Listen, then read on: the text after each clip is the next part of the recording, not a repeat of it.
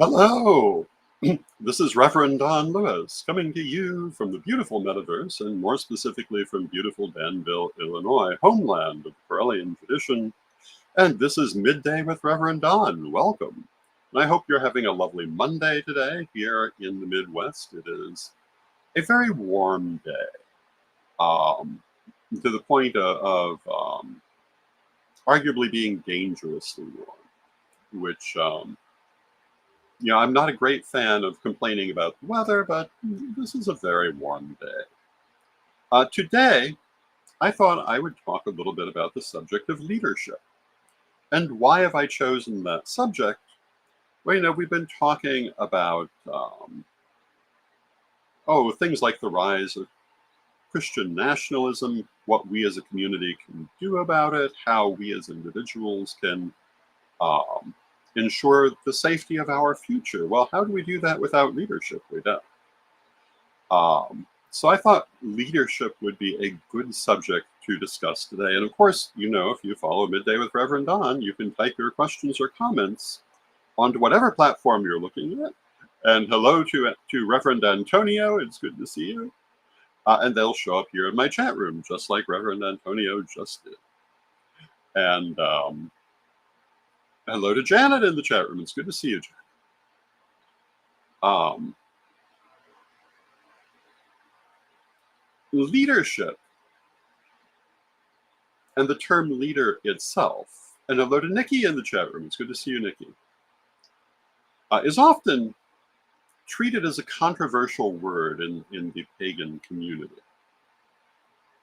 And I think that's because a lot of pagans have never really done much in the way of shadow work. They've not really looked at the practicalities of their situations. Hello to Renee in the chat room. Hello to Lynn in the chat room. In a lot of cases, hello to Janet in the chat room. It's good to see all of you. A lot of cases in the wider pagan community, not necessarily my listenership, but the wider pagan community, people are just reacting. And they've never dealt with the stimuli they're reacting to. And they often seem to live in a constant fear that someone will try to tell them what to do. And this seems very often to be their greatest fear. As if anyone could tell you what to do as an adult without your permission, unless you're being financially or otherwise supported by it. Other people's opinions have no real power over you beyond what you give them. But our community gives it a lot of power. And I think that's our biggest Achilles heel. It's what stops us from organization in many cases and causes us so often to sabotage ourselves. And it's something that as a community we need to deal with. And the first place to deal with it is the definition of the term. And hello to Ed the Pagan in the chat room, another person who frequently speaks about this subject. What is a leader? A leader is not the person who tells you what to do. A leader is a person who inspires others by their thoughts or actions. They may inspire others through their writings. They may inspire others from a position of authority, but it's still through inspiration that they get things done. A little over a year ago, in the Corellian Council of Elders, I made a bit of a speech in which I made the point that you can't command people to do anything. You can lead them, you can inspire them, you cannot command them. And with the exception, sometimes exception of a few governmental situations, you can't. And if you think you can, you're an idiot.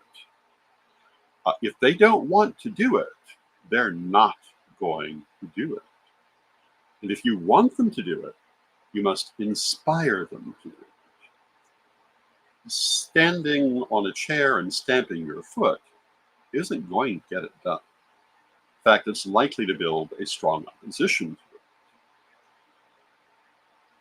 Inspiration is what gets things done. And it's the misunderstanding of this that I think is the root of pagans' fear of leadership. They've too often met that person who thinks they can command what they want and then bully their way to it. And one of the things that's caused that, I think, is the absolute horror of consensus decision making. If you run into a consensus decision making organization, my advice is to run in the opposite direction, because it usually means the biggest bully wins. I'm not saying you should not have a consensus, but the idea that every decision must be made by consensus is a disaster. And I think you can see the effects of that disaster throughout our pagan community, because at one point in the 1980s, it was a very popular model. And it's a very bad one. Now, do you want a consensus? Of course you do. Do you want to build a consensus? Of course you do. Is an organization better for having a general consensus among its members? Well, it's not an organization if it doesn't have a consensus. But the idea that every single person must agree to every single thing does not happen. It leads to internecine fighting. And that's what we see in our community. Leadership is the opposite of this. Leadership is inspiring people to do things and not trying to force them to do it. You know, I always say that people who want to work together should. And if they don't want to work together with you, don't work with them. I remember working with the Chicago Pagan Leadership Conference, which started out as a wonderful thing. But it was eventually destroyed because a lot of the members thought they needed to bring in people who did not really want to be there. And those people brought the organization down because they did not want to be there. And they had been more or less coerced into joining. Bad idea. Work with the people who want to work on mutual goals. And inspire them. Don't think you're going to make them do anything. Even if you're in an office that theoretically gives you the authority to command them, many times that's not going to work. That's not how leadership actually plays out in the real world. That misunderstanding damages our community greatly. And I've also seen it damage lots of individuals who missed this message. You cannot make anyone do anything, particularly in organizations in our pagan world that they can walk away from at any moment. And it's been my experience that every now and then, people will walk away from organizations, and good for them. If it's no longer right for them, then they should go and find what is. But you know, this idea that you're going to make everyone do what you want, which certain people who think they're leaders do suffer from, is not how things go. If you're actually looking to be a leader, you're not looking to command people. You're looking to inspire them by example, by common sense. And you also have to bear in mind that very often you may find yourself standing alone doing the next right thing, and then maybe other people will join you. It's not something that you're going to do because you're on a power trip, because you'll quickly find out it doesn't work that way. And yet people do try to pursue it as a power trip all the time. And hello to Arlene in the chat room. In the Karelian tradition, we have very formal state roads. And by and large, we're very proud of our state roads. And in fact, my nephew, Lord Jason, recounts as one of his finest experiences in his many years in the Karelian priesthood, being at the Parliament of World Religions, walking down the hallway in his state robes with other Karelians, passing I believe a Catholic priest, also in robes, priest, monk, something to that effect. He would have to tell the story. But the priest looked at him and said, "Your robes win." And we're very proud of our robes. But one of the things about those robes is the higher your rank, the less comfortable those robes are. And that is not an accident. The higher your office, the more difficult the robes are to wear. And that's to remind you that this is not there to serve your ego. You are there to serve the people. It is a weight to be borne. And even in the investiture, we recently had an investiture, we speak about this, that the the structure of the robes are to remind us that when we take a leadership position, we are taking on a weight, not putting some kind of crown on our head. And yes, we do have little diadems and all of that, but that's not what it means. And if you cannot bear the difficulty of wearing the robe, how are you going to handle the difficulty of doing the duty? And, I've met a few people who complained excessively about how uncomfortable they thought those robes were.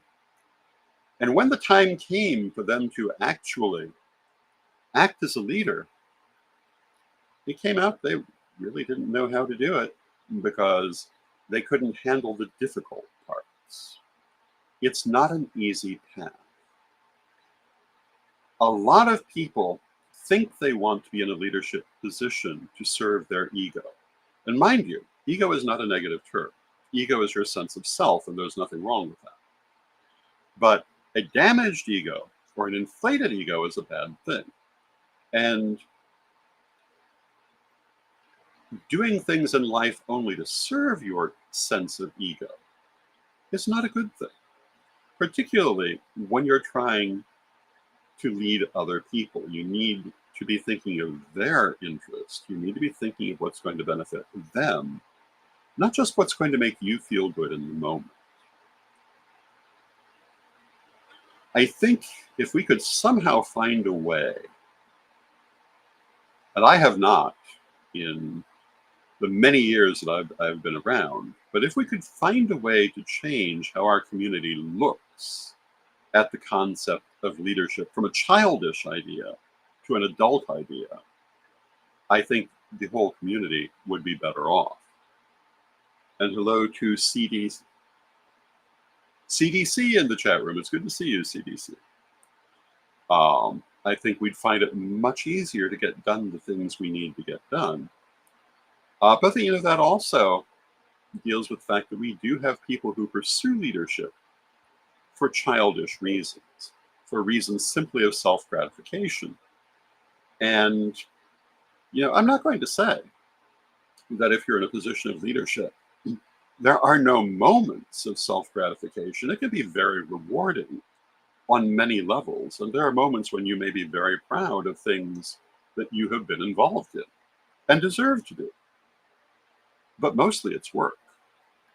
And a lot of people don't get that. They think that it's some kind of personal apotheosis. And that leads to problems. And how can you tell if you're there for the right reasons? How can you tell if someone else is there for the right reasons?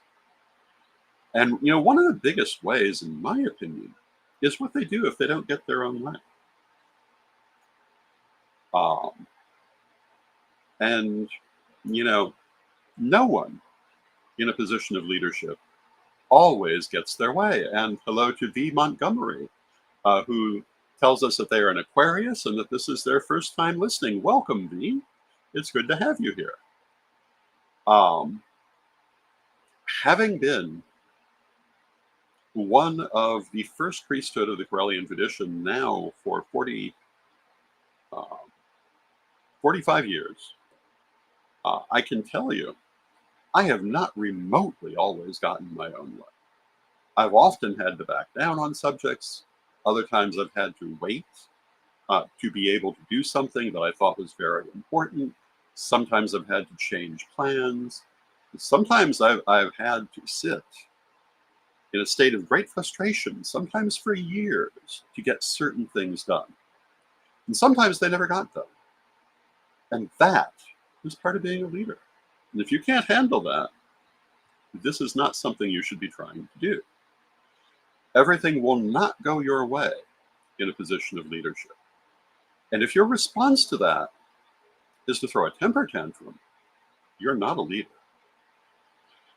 You can still become one if you can change that behavior. But if that's your behavior, you don't belong in a leadership position. If your response to not getting what you wanted is to act like a 2-year-old, why would anyone be listening? They should not be. If your response to not getting what you want is to take an internal matter and try to make it an external matter and use witch war tactics to try to force your way, you're not really much of a leader either. That's not what you should be doing. What do you do when you don't get your way? Well, the first thing you do is you look for the next chance to do the right thing. Or actually, really, the first thing you do is you ask yourself, am I right in the first place? Because you might not be. None of us is always right. None of us is owed everything we want. If someone did not speak to you exactly the way you think they should speak to you in your position, they didn't owe you that in the first place, in all likelihood. That's a childish expectation. I have been in the position of heading a major tradition, even though now retired in office, for a very long time. And I assure you, I have often had people behave in deeply disrespectful fashions in my direction. And I did not respond to that with temper tantrums, because in most cases, they weren't members of my own tradition, nor were they necessarily people who owed me any kind of obeisance. Not that anyone does. Respect is something you have to give if you want to get it. One of the things that has happened to me during my lifetime is I'm very often referred to as Lord Don. I did not, for the most part, ever refer to myself that way. I referred to myself as Reverend Don, as I still do. Which is not to say that Lord Don is incorrect.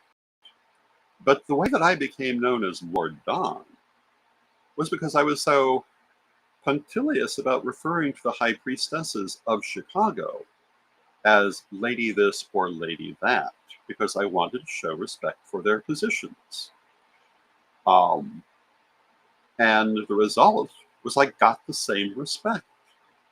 If you want to be treated respectfully, then you need to behave respectfully. It's not always going to work, but very often, if you find that someone is behaving disrespectfully toward you, you might want to ask yourself how you behaved in the first place. And hello to Andre in the chat room. It's good to see you, Andre. And you might want to change your own behavior. And sometimes they're being unreasonable. Sometimes they're going out of their way to disrespect you. And what do you do with that? Well, that depends on the situation. Sometimes you ignore it. Sometimes there are things that must be done about it.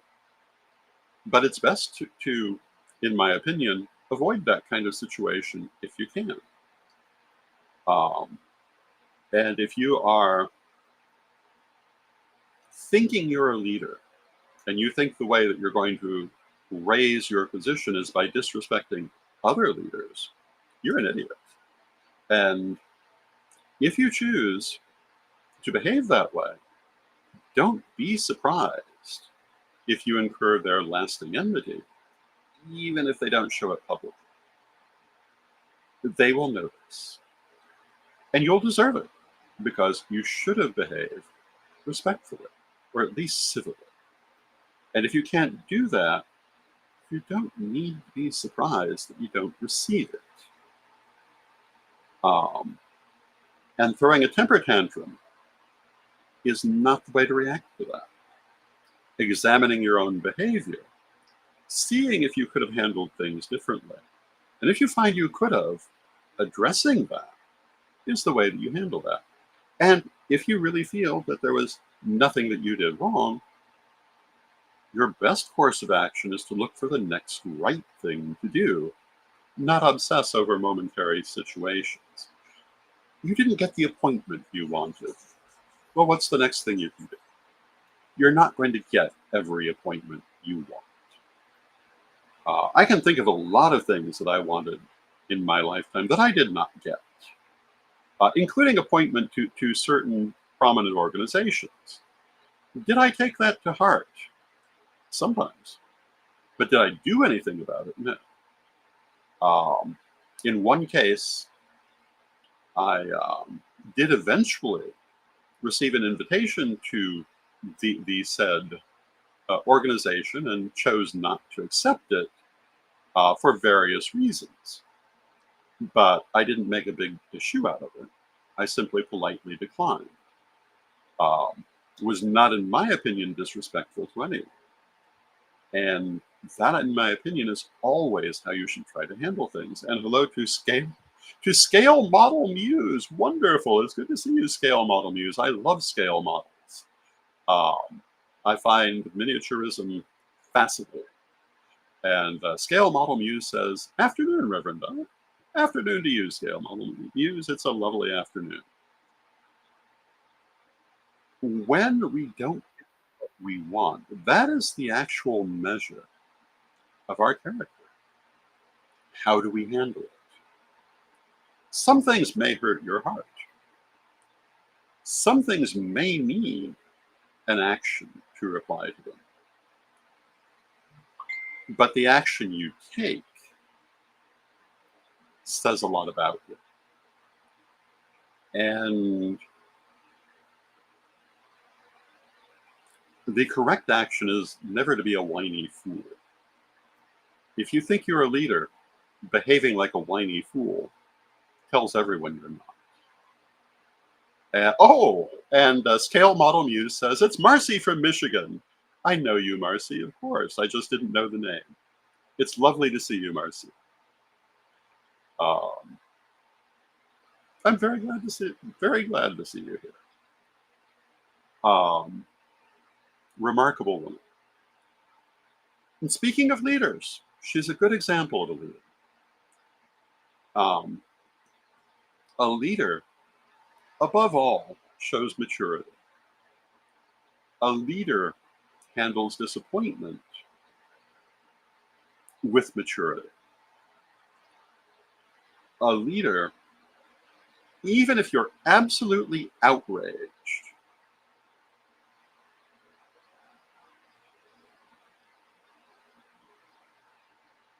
you do not behave like a 2-year-old. Now, you may need, on occasion, to talk to someone in strong terms. I have done this. If someone is, for example, disrupting an event in a very bad way, talking to them in a firm voice, a loud, firm voice, isn't necessarily inappropriate, particularly if it's not the first time you've asked them to stop. But when it's over, you let it go. You may not invite them back, but you don't throw a month-long temper tantrum. That's it. That's the act of a 2-year-old, not a mature human being. You don't spend the rest of your life thinking, how do I get back at that horrible person? That's ridiculous. You do, perhaps, look at how you protect yourself and your projects from other people's damaging behavior. That's a very different thing. When you find that someone has damaging behavior, you may need to limit their involvement. You may need to find ways to limit their involvement. That's not a temper tantrum. That is a practical action. And why are you taking it? Not because your ego is wounded, but rather to protect the people that you are serving in a position of administration. Hello to SwackFan. It's good to see you, SwackFan. And in the end, being a leader is all about the people that you're serving. It's not about yourself. And if you're here thinking it's all about yourself, you're not a leader. You are a peacock. And can you be both a peacock and a leader? Well, yes, you can.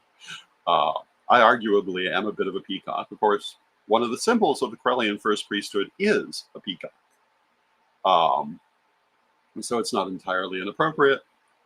Uh, but that can be positive or negative. One of the things about being a leader, and totally changing the focus of what I'm saying, if you're going to be a leader of an organization or an event, you have to be willing to do the damn job. And that means you have to talk to people, you have to make appearances, you have to be willing to be seen. You cannot be in the number one position hiding behind a screen. And Marcy says, sadly, there are too many who are just fancy birds. And you're right. You're so right about that. This is about service. And part of that service is being willing to step up. I would say if you're going to be the leader of any major organization today, and I'm not just talking about pagan ones, you must be willing to go before the camera. You must be willing to put, well, not pen to paper, but to use your keyboard to write, to communicate with people one way or another. If you're not willing to do that, you're not going to be successful. Well, what if you have stage fright? What if this terrifies you? Well, if you want to serve the people, you have to overcome it. And I've talked about this, that when I started in this role, and I was 15 years old when I started in this role, I was relatively afflicted by stage fright. It took me a while to get over that. At first, I didn't really have to deal with large groups of people, but I did before many years had passed. And I happened to have the good fortune that I was also working as a psychic reader. And in the particular psychic fair that I was working at, D&H Enterprises here in Central Illinois, they required every psychic to give a speech, a presentation sometime during the day. And, I was not thrilled with this because I was not really accustomed to public speaking at that point, but I knew I needed to do it. And I also realized I was going to need it in other ways too. Now, verbally, in written communication, I was communicating all over the place. I'd been prominent in the pagan press for years at that point. In written communication, I did just fine, but having to stand up and speak to a large group of people, I had to overcome that fear. And I did it by doing mini readings. And I found that actually did help me to overcome that fear. And Nikki says, wonderful lesson today. Thank you, Nikki. Another thing that really helped me later to further overcome that fear, when I first started working with Ed the Pagan, we were doing live classes out of the Psychic Services office in Chicago. And one of the pieces of advice that he gave me was that it doesn't matter if no one shows up for the class, do it anyway. And the reason for this is that assuming it's a class you're not just giving once, the more practice you have with it, the better you're going to be. And he was absolutely right. Practice talking with people. Practice your elevator speech. Practice. The elevator speech, by the way, is your simple explanation of who you are and what you do. Practice communication. You'll be better at it. If you're afraid of it and you want to be a leader, understand you must get over that. It will totally trip you up if you don't. And if you really want to serve your community, you really want to serve the people that you're working with, and there is no other good reason to want to be a leader, you must be willing to communicate, even if it terrifies you when you start. As a child, I was very, very shy. You might not think that, watching me sit here talking for half an hour straight to the camera, but it was very true, and that was still true as a teenager. But to do the work that I've done, that was not permissible. I had to overcome it. You can overcome whatever you need to overcome. Um, when we're talking about this kind of emotional issue, if you're dedicated enough to do it. I've seen people overcome terrible fear of heights. Um, in fact, that too was the pagan who once had a terrible fear of heights and made it a point to overcome it, and did. You can overcome whatever holds you back. And if you want to be a leader, you must. And one of the biggest things is that wounded ego. One of the biggest things is that desire to act like a 2-year-old. And we all have those moments. We all have those "how dare you speak to me like that" moments. But if you're a leader, you can't behave that way. You are always being viewed. And people are assessing the extent to which you inspire them or not as a leader by how you behave. I remember a situation years ago at a illustration of I believe it was the illustration of the ancestors held in Rossville, Illinois. And the leader of one of our Corellian um, temples, during the deeming ceremony, and at that time I was acting as Templar Grand Deemster, was arguably extremely disrespectful. How did I handle it? I was as gracious as I could possibly be. Why? Because I needed to show that I had control of my emotions, and that I wasn't going to be provoked by nonsense. And also, you don't have to be respectful to me. It's nice, but you have every right to disagree with me, even if you belong to an organization I'm heading. Do you have the right to work against what the organization is trying to do? That's another question. Um, if you're actively blocking things the organization is trying to do, you should probably consider a different organization. But do you have to behave you have to be slavishly respectful? No. And so my response was to say, well, thank you for expressing your opinion. And generally speaking, that's what I try to do.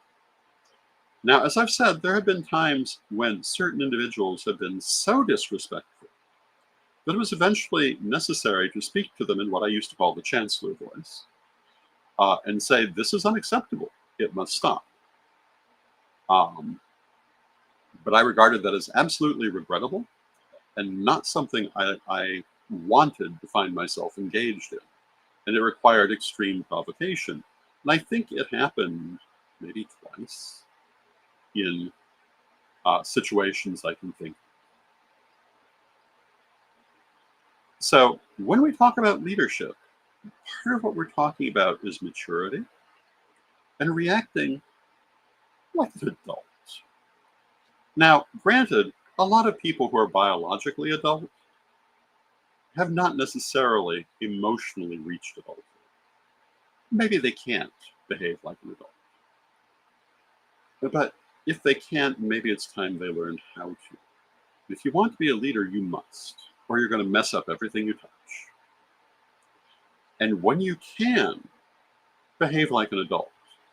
When instead of trying to command people, you inspire them, you're going to find that not only will you often achieve the things you want to achieve, not always, but often, but even when occasionally people choose to attack you, you'll find there are also lots of people who will stand with you because you've earned it. You've been the kind of person they want to stand with. And when you behave in a childish manner, you'll find it's hard to find people to stand with you. So I see we've come to the end of our half hour, even gone a little over it, but these are my thoughts on the subject of leadership today, and I wanted to share them with you. And I'll be back again tomorrow, where I'll probably be talking about this same subject. Why? Because I think we're at a point in time in our community we really need to be looking at. So thank you for joining me. I hope you've enjoyed this program. It's lovely to see all of you. I love spending this time with you, and let us well, before we close, I want to remind everyone that this is the 15th day of the month, which is the day of our rolling peace prayer in the Corellian tradition. So I hope that you will join in that today. And Marcy in the chat room says, my social media sure is indicative of this past week.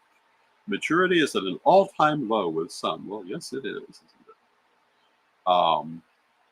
And how do we fix that?